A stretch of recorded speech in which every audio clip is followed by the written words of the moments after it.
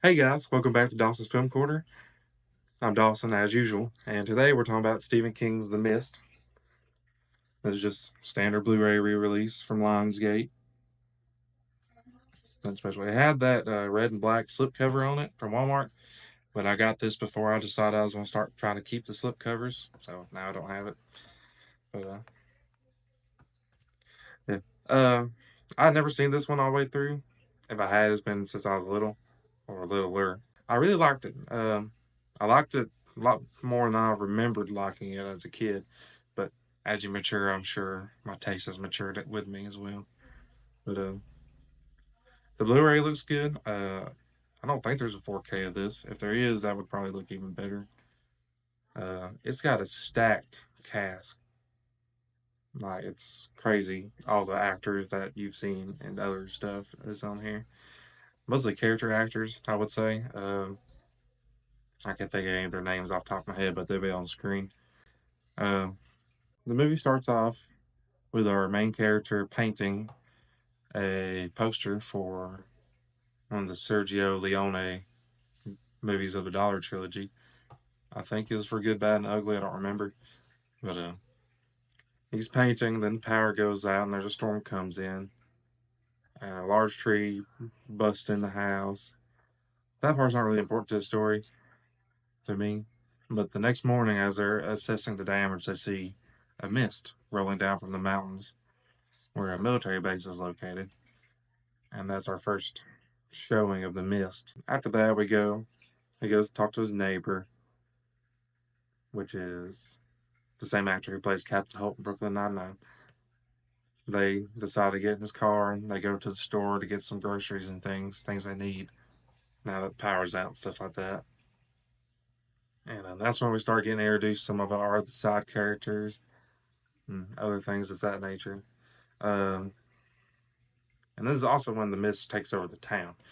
You see cop cars driving by, military driving by, and right before the mist starts rolling in up against the store, the grocery store, we see another actor you'll probably know. I can't think of his name off the top of my head. I'm so sorry. But he comes running in with a bloody nose, talking about something in the mist, and everybody's held up in the store because they don't want to go outside because they don't know what's going on. And our main character has his child with him in the store. I forgot to mention that him, his child, and the neighbor go to the grocery store together. Uh, but the kid's kind of cold. Coolers stuff in the grocery store. So one of the employees, Ollie, my favorite character in the whole movie, Ollie, probably the only reason I remember his name, tells him there's some furniture blankets in the back that they can use. So he goes back there and get the blankets, sees that the generator's backed up, or the generator's exhaust is backed up and blowing exhaust all into the store. So he shuts off the generator.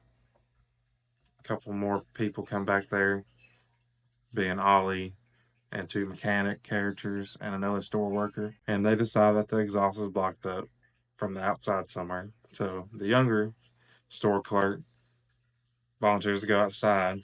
But our main character doesn't want anyone to go outside because of what the character that just come in with a bloody nose is saying about what's in the mist. But they do it anyway. And then that's when we see our first creature, or part of a creature, which is the tentacles. It's when we first see the tentacles. And all the characters are confused and in shock at the moment, but the younger store clerk is getting taken by them. They try to save him, but the tentacles are like peeling his skin off or taking chunks of his skin off and things of that nature. And there's blood all over the floor. And eventually he gets taken outside and they have to try to get the garage door closed. That way the tentacles don't come back in. This is the first death of the movie, and they've got to try to figure out how to break it to everybody. While this has been happening, the neighbor has been getting a group of people that trying to get to go outside to get to their vehicles and go home and things of that nature. Um, During all this, I forgot there's a lady that has left her two kids at home while the mist rolls into the store, and no one will go with her, so she leaves on her own, and we don't see her again throughout the whole movie. Um,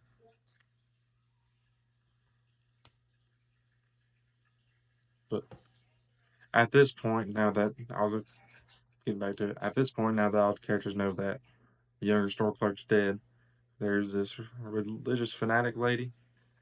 Uh, starts I she starts basically preaching on the end times and warning people of the end times because this is the end times. And then you have the people that are listening, and at this point, no one's really listening to her because she's always been known as the like crazy, ultra, super religious lady. But more on that later. But night finally rolls in. And they've kind of barricaded the glass windows at the front of the store to try to keep anything out that they can. And this is when we see our next creature, which is the locust. What I call them is what they look like. Um, but they start hitting the glass, coming on the glass, and right behind the locust is the other creatures that I call the vultures that are eating the locust. They every time a vulture hits one of the locusts on the glass starts breaking more and more, until eventually one of them gets inside, and then that's when chaos is ensues. Uh, Everybody's scrambling, trying to get everyone in the back and everyone in the front that needs to be up front to help. Uh,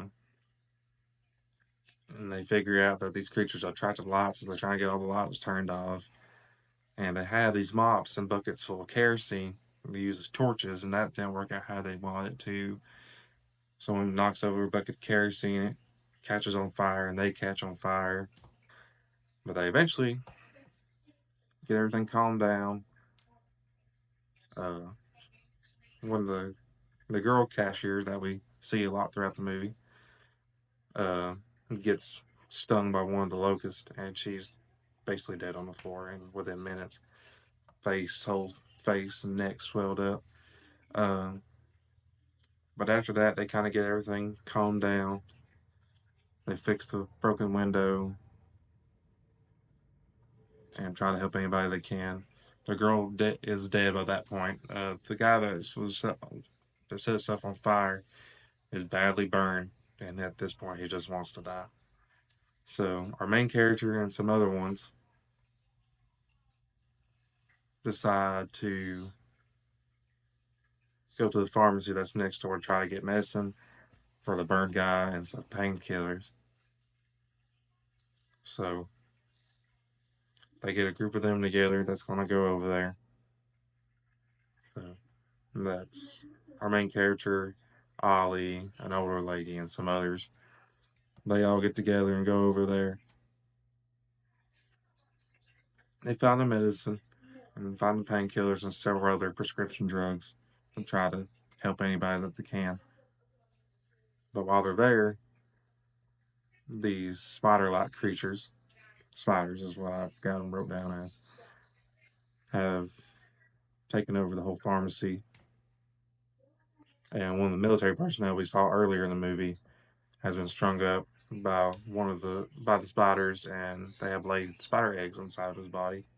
And that is a really gruesome scene. And if you don't like spiders, do not watch this movie because your arachnophobia is not going to like you if you watch this movie. But then chaos ensues in the pharmacy. They're trying to kill as what spiders they can and trying to get out with what they can with all the drugs and burn cream and things of that nature. One guy gets taken by the spiders, so they have to leave him behind.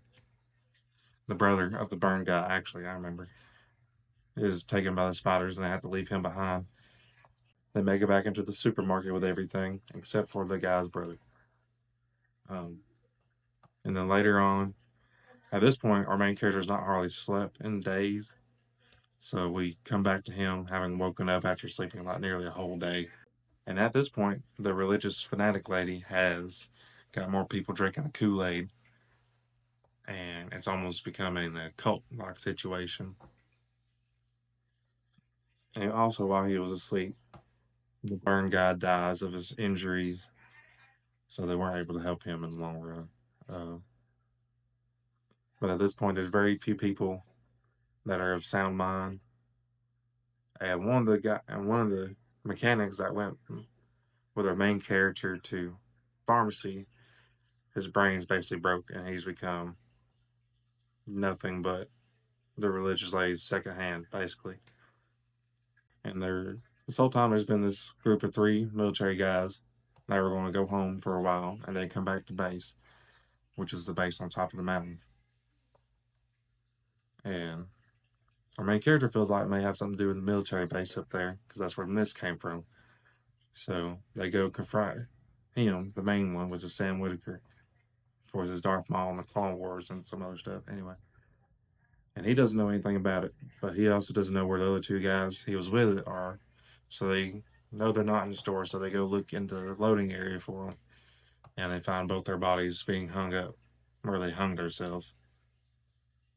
And he knew that they talked about it, but he didn't think they'd actually do it. When they go into the back, the mechanic that's mind basically broke follows him back there and realizes this, and then drags the last military dude out and starts saying that it's all his fault that this is happening and everything.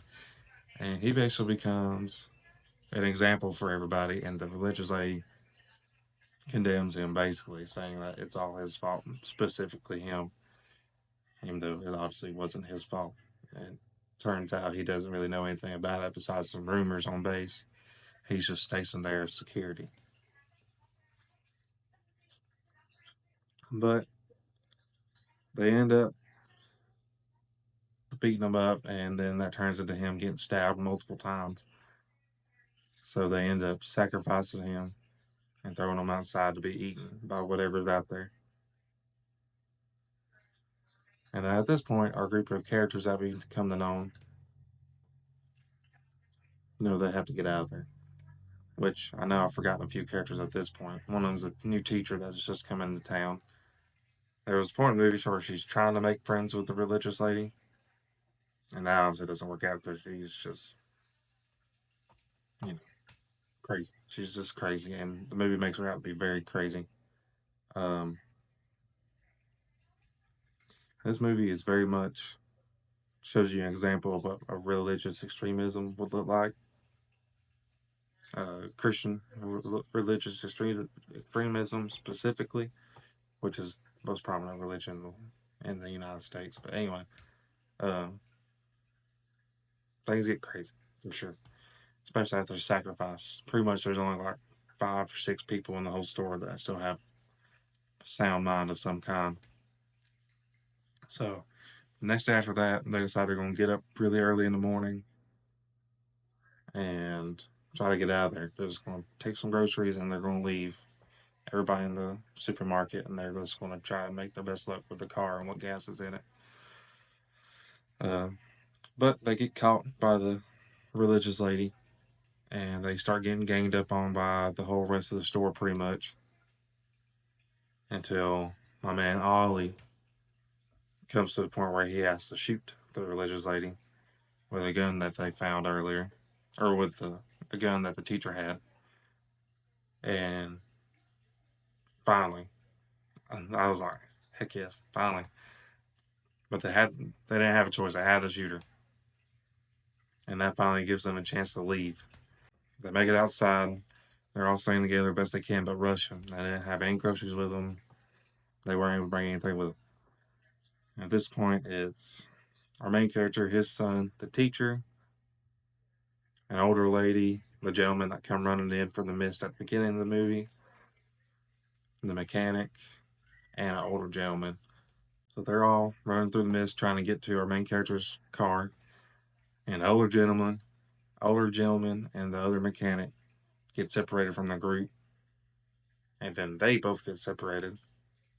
Oh, and the supermarket manager, I forgot about him. He's very much in the background, feel like that in this movie. Uh, those are all the characters that try to make it. The supermarket manager, the older gentleman, and the other mechanic try to get there, but they don't make it. They get separated. Um, the mechanic guy gets taken by a larger creature out of the mist. The older gentleman gets chased down by spiders, and the supermarket manager just completely loses his way, but he makes his he somehow finds his way back to the supermarket, and they actually let him in. But the only ones to survive is our main character, his son, They make it. Only ones to survive and make it to the car are the main character, his son, the teacher, the older lady, and the gentleman from the beginning of the movie that come running in the store. But they make it to the car. Ollie, sadly, who was also trying to make it, sad, he gets killed. He does not make it out of the mist. He gets killed, and it's very sad. And I was very sad when he died. But they get in the car and they leave, driving by the store one more time to show that they made it, and they just drive south as far as the gas will take them. They drive and they drive and they drive.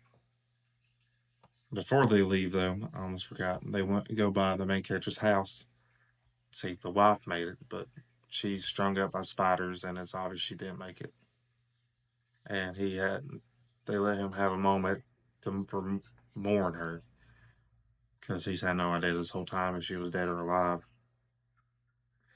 But after this, they drive as far south as they can until gas runs out. And while they drive, they see some more creatures out of the mist. A giant behemoth of a creature. I guess I would just call it behemoth. I don't know what else I would call it.